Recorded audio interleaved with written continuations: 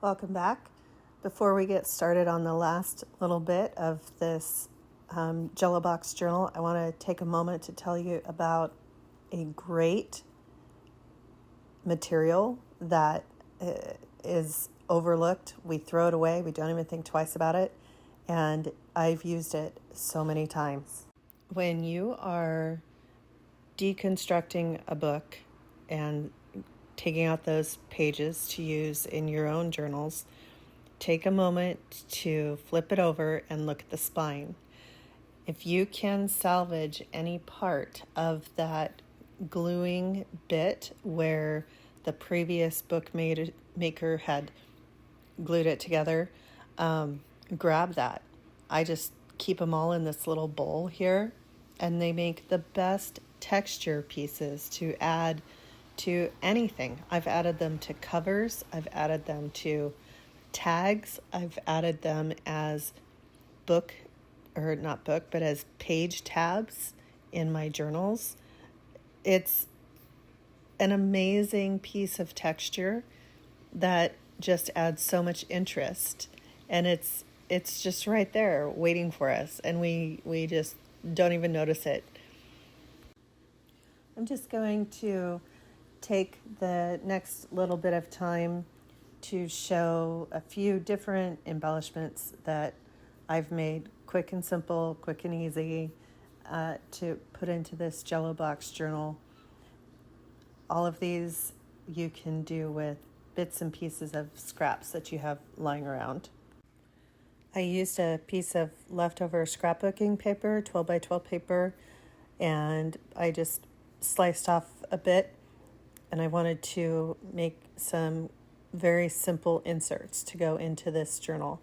I'm going to make a tag or two and a couple of little folded writing spots. Another tip for you if you're just starting out and you're wondering which type of ink works best.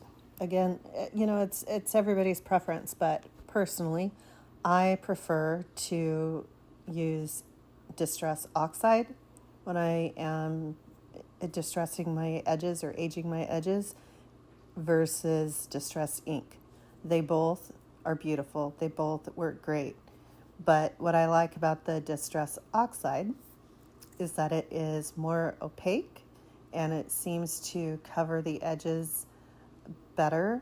And I just feel like it's a lot faster.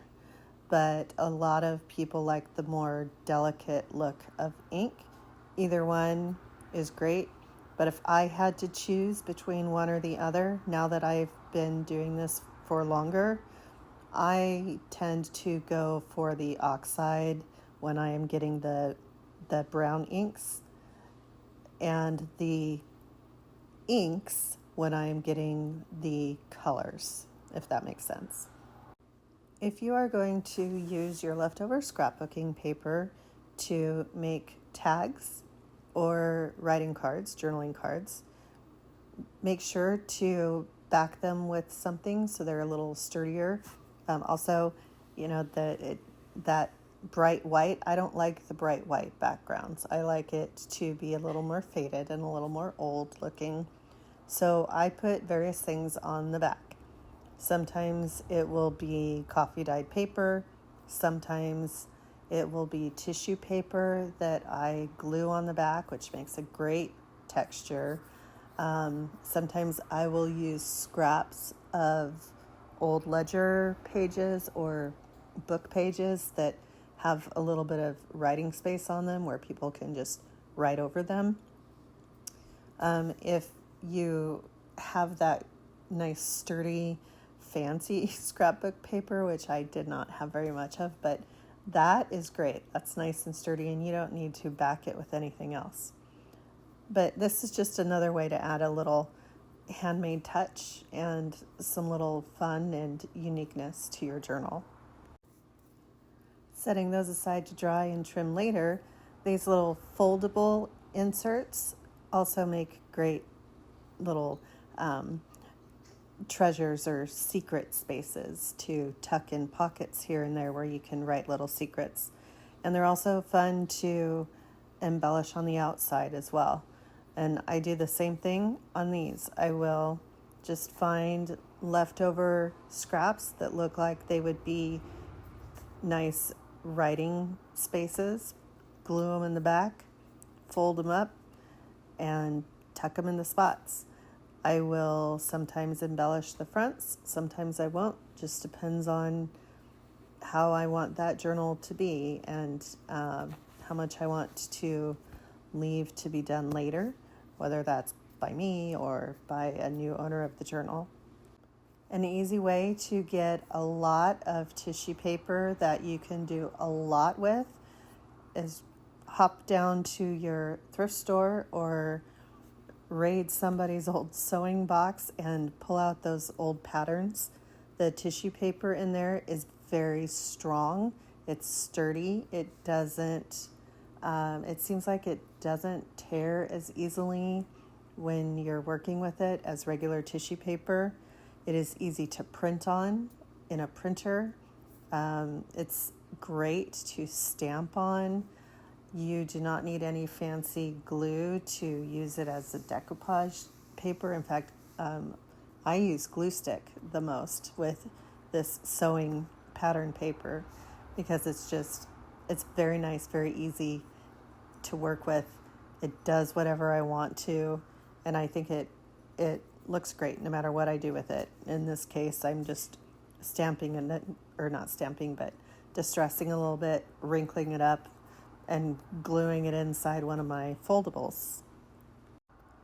The next foldable journaling spot that I made, I wanted it to be a more like the inside cover of a book. So I left a little bit of space on the outside when I cut out my backing paper, and I just trimmed the corners at a little bit of a curve so that they lay nice and fold over nicely. Glued those edges over onto the other side and ended up with something with a little kind of frame around it. And I can fold that either way. I can fold it inside, I can fold it outside, I can embellish one side or the other. Not sure how that one's going to go yet, but that's just another option that you have when you are backing these scrapbook papers. I'm just about ready to finish up this batch of ephemera making. Just going to trim the last little bits of everything, ink the edges, and then do a little final gluing and adjustments to add some more writing spaces to these, and we'll be just about finished. Final tip of the day: if you like to put a lot of interesting book pages in your journal and wonder how to get more actual clean writing space in there, go ahead and just grab some extra papers and glue them onto your tags or your journal cards or things that you make to go in pockets and other spaces. And that is how you can keep all of those great old, beautiful vintage book pages in your journal and not cover them up and still feel like you have plenty of writing space in there. Another great way to get some extra writing space, make miniature signatures and tuck those in. This journal card is going to be just that. I'm just taking a few pages. I'm going to fold them and attach them in here in the future. I'm not sure if I'm going to sew it or glue it yet, but stick those in there, and that's going to be a miniature signature that's tucked in. And those are fun little surprises for journals as well. Since these are talky videos, and I'm usually not into the talking videos, I like just music in the background. I'm trying to keep these relatively short, so I think I am going to just about end this video, finish up these last final trimming and gluing bits, and then get this one posted. And there will be one, maybe two more videos about the process of this journal or Jello box journal, and then it should be done. Have a great day.